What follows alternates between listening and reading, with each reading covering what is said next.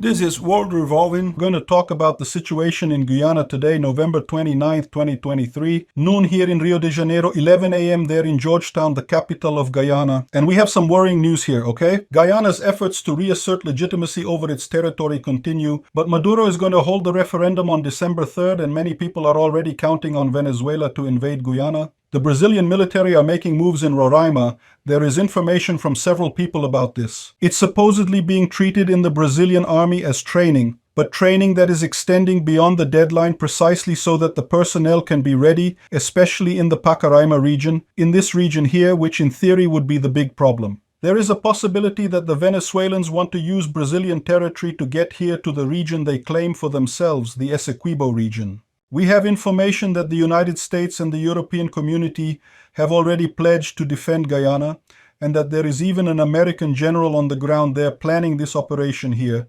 in case of an invasion, right? The referendum in Venezuela is expected to take place on the third day. In all likelihood, the referendum will say that yes, Essequibo belongs to Venezuela, even though the International Criminal Court has already ruled that no, it belongs to Guyana, and so on. So it's expected that at some point this action will begin in Venezuela. When will it be? Probably before next year's election, since Maduro wants to use precisely this war to strengthen his candidacy there, right? Unfortunately, it's a trick that usually works. Let's talk about this and other news in detail. This news was suggested by Read My Nickname Daddy, Amazon Libertarian, and several other people. Thanks to the people who suggested the news on our website, wrevolving.com. Thanks to you who are watching our video. If you like our content, please leave your like and subscribe here on the channel. Well, this map that we use to cover the war in Ukraine and the war in Israel also provides information here. But as you can see, things are slower here. There are events here from a long time ago, but there are also some very recent things here that we can use in the same way to indicate recent news. Well, the Guyanese parliament has ratified, that is, reaffirmed Guyana's sovereignty over the Essequibo region. This was already in the constitution. Everything was already right, but in any case, it was one more way for them to reinforce that. Look, this is Guyana's territory. The president of Guyana, he went there in that region on the border with Venezuela and incidentally near the border with Pacaraima in Brazil as well. The president of Guyana is called Irfan Ali, and he raised the flag of Guyana there in the territory of Essequibo, thus marking Guyana's territory in that region. They went there by helicopter, and you can see that it's quite a remote region, one that doesn't have many access routes. What you can get around there is either by boat, on the river, or on trails, or by air, by helicopters and planes and so on. There aren't many roads in this part of Guyana. The Amazon rainforest is the same in Brazil. Also in that region, you go either by river or by plane, and there's not much way to get around there by car, right? So they raised the flag there in Guyana, and the Venezuelan people are already complaining here. This one is Venezuelan saying, look, the guy raised the Guyanese flag on a mountain in the mountains of Pacaraima, Essequibo territory very close to the de facto boundary.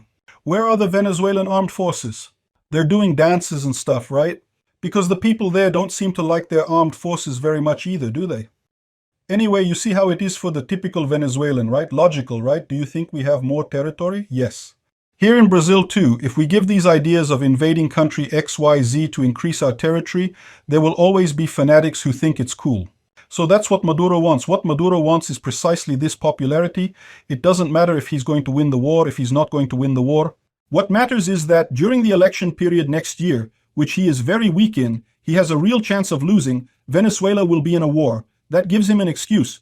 First, to postpone the election during the war. Secondly, there will be a very strong population sentiment in his favor because of this war, right? So, you see that there are a lot of Twitter accounts cheering for Venezuela to invade, saying that Essequibo really belongs to Venezuela, I don't know what. I have no doubt whatsoever that the Russian propaganda machine is involved in these tweets. Finally, in Ultima Hora, a Guyanese newspaper, the vice president, Dr. Barhat Jagdeo, said that Venezuela had accused Guyana of being an aggressor, which is worrying because no, once again, the same tactic as Putin in Ukraine, saying that no, Ukraine is threatening Russia, no, Ukraine has never threatened Russia at any time, has never attacked Russia in any way, but that's often the justification for starting aggression against another country.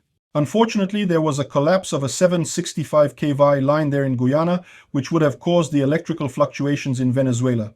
That was a few months ago. In other words, Venezuela is blaming Guyana for acts of war to justify its invasion of the neighboring country. Complete nonsense. The International Criminal Court, the International Court of Justice in The Hague in the Netherlands, reaffirmed here the arbitration decision that took place on October 3rd, 1899, which was precisely the decision of the International Court that defined that Guyana has the right to Essequibo, which is not Venezuela's, which is Guyana's. And with that, they asked for the intervention of the Hague Court in this case. In other words, this could make the Allied countries intervene in this case in case Guyana is invaded by Venezuela. And it seems that things are already being discussed as a matter of course in diplomatic circles in Brazil, the United States, Guyana, and Venezuela. This is even putting Brazil's leadership in South America in check. Why? Because the United States hoped that Lula could convince Maduro to stop. Lula was totally incapable of this. Lula is an idiot. He's absolutely useless. He just talks garbage in terms of geopolitics. And in this case, which was a case where he could intervene, where he has access to Maduro, where he can negotiate with Maduro, he achieved nothing. But that's to be expected from a corrupt nine-fingered thief whom they've put in office, I don't know how. Anyway, it seems that a Brazilian general has already visited Guyana, and now Guyana has also received the United States Department of Defense, precisely because of Venezuela's rising tone regarding the Essequibo area. The Essequibo area is almost 3/4 of Guyana's territory. Guyana would become just this little piece here. But the most important thing in this whole story isn't even this area, because there's nothing of much value there. What we do have are the oil wells off the coast of Guyana, which several companies are already operating there, and this certainly has great financial and economic value. Guyana's oil reserves have become larger than those of Kuwait or even the United Arab Emirates. So that's why Maduro wants to invade there. But you see, the real reason is the elections, because Venezuela already has the largest oil reserves in the world. There's already a lot of oil in Venezuela. Maduro wouldn't need any more oil fields there, but that's exactly what he has. The economic interest of stealing from his neighbor. Why? Because think about it, Guyana is going to be a major oil exporter. It's going to compete with Venezuela. Today, Venezuela is one of the world's biggest oil exporters. Why? It has a lot of oil reserves and consumes little. It's not such a big country. The United States, for example, is the largest oil producer in the world, precisely because of fracking. So today the United States produces more than the rest of the world. But the United States also consumes a lot of oil, so in terms of exports, it's insignificant. Guyana, on Venezuela's side, would become a competitor for Venezuela in this area of oil exports, and that's what hurts Venezuela. And of course, as I said, Maduro's interest in playing the macho, pretending to be a man, and annex territory from the neighboring country to improve his position in the election there, right? Well, the United States sent military personnel to defend Guyana. In fact, it was a group of American officers who went there to plan the defense of Guyana. So it's not that the Americans sent soldiers there in large numbers. It seems that they sent an entire regiment there. No, that's not it. They have sent a group of officers to study the situation there and try to identify how to protect Guyana in this case, because it really is a complicated thing in strategic terms. If you stop to think about this view here in this Amazon region here, you can't walk in the middle of the forest. Walking in the middle of the forest is very difficult. Progress would be very slow. You can't use a tank or an armored vehicle in this case, only people on foot. What you can use are rivers. You see, there's this river here that comes from the San Antonio region here in Venezuela towards the Essequibo River, right, which is the main river here. There may be other rivers here doing this too. There are some roads here, so there are roads passing through Brazilian territory. So this is a fear that people have, right, that Venezuela will use Brazilian territory to get to Guyana, and that's why even here in Pacaraima, that would be the entry point here. If you take a look at the height map of the region, it's all very low, and then you have this region, which is precisely the Serra do Monte Roraima. That business there is where you have the most roads, the most passage through Brazil. So the risk that people see here in Brazil is precisely that the armored vehicles from Venezuela pass through Brazil and enter Guyana. So here they could reach the northern part of the Essequibo River and from there continue their campaign here on the Essequibo River. There are no roads linking Venezuela to Guyana directly. They reach the border here, but there are none crossing this region, only through Brazil. And here comes the big doubt.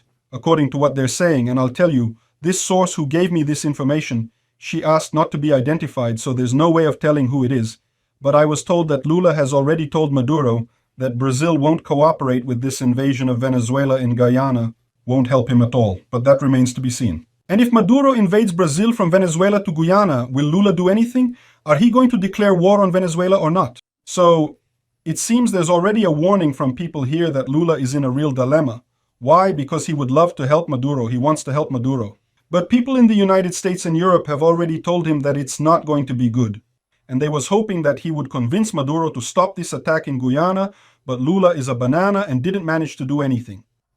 And the United States and Europe have already warned that, if necessary, they will use treaties to deploy military personnel in the Amazon to defend Guyana through Brazil. So, what's Lula's defense gonna be? Look at the situation Lula is in. His friend here from Venezuela, he will have to act against his friend, but at the end of the day, according to the treaties we have with the Americans, they would have to provide access here through the Amazon to get to Guyana. Look at that. And to think, once they put the American military here in Brazil to protect Guyana, then to get these people out. Have you ever stopped to think? Lula could be throwing us not only into a huge mess, but even into a situation where we lose our territorial integrity here. To be clear, I don't subscribe to the theory that the Americans want to invade the Amazon. How valuable is the Amazon? Of course it is, but it's not so valuable that they think they're going to risk breaking in and so on. Not least because they wouldn't be able to maintain control here for long. But carrying out such an operation could be a real case. It could happen and Brazil could be forced to help. Worse than that, I don't want to imagine what it would be like if Maduro really did invade Brazil to get here to Guyana. Would Brazil declare war on Venezuela? Or Lula would put his bag in the bag and lower his head and let Maduro use our territory to attack another legitimate country, right? And in that case, by doing nothing, how would Brazil look compared to the first world countries? How would this situation look here? Anyway, it's a huge headache, and what I'm telling you, all this has to do with the war in Ukraine and Russia. No doubt about it. Putin is behind this government in Venezuela. Maduro would have fallen a long time ago if it hadn't been for Putin's help. And at the end of the day, it's Russia that now wants to distract the rest of the world as much as possible with conflicts in other areas, because they're losing the war in Ukraine. Ukraine is still managing to make progress. In winter now, it will be a huge blow for the Russians. And in this whole story, Putin needs to reach a peace agreement, a ceasefire with Ukraine. So he's trying to create these diversions all over the world. I've been saying that all along. The people who think that this war in Ukraine is far away, we have nothing to do with it, this thing is going to spill over here in Brazil. It's already spreading to Brazil. According to newspapers in the region, Folha de Boa Vista in Roraima, the Brazilian army is on the border, and there are a lot of photos here of images of Brazilian armored vehicles in the Pacaraima region. And there are also some images here of Brazilian troops mobilizing in Roraima, an unprecedented contingent mainly in Pacaraima on the border with Venezuela. Officially it's training, but that same training would have ended 3 weeks ago, right? People say that they remember that these troops are there not because Brazil is going to invade Venezuela. That's not it. Of course, they are there to make sure that Venezuela doesn't invade Brazil. But if Venezuela puts in a much bigger army and overruns the Brazilian troops, what will Lula do? That's the point here. And if Brazil is attacked, will Lula do anything? That's the big question for us. We put a corrupt socialist banana in charge of Brazil, and now we're in this situation. Well, here are some other images of Brazilian troops in the Pacaraima region, filmed by locals, some vehicles, some jeeps.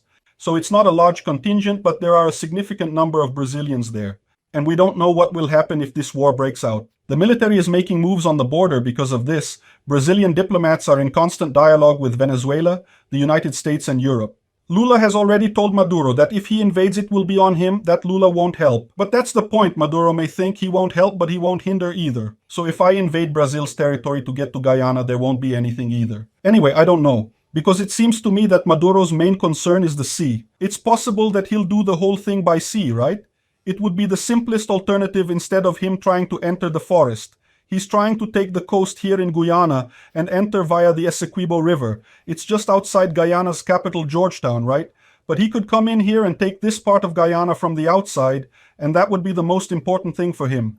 The rest of the countryside here is kind of secondary to him. What interests him most is the coastal region, right? So he can start up here and then slowly make his way down here to take over the rest of the Essequibo region, right?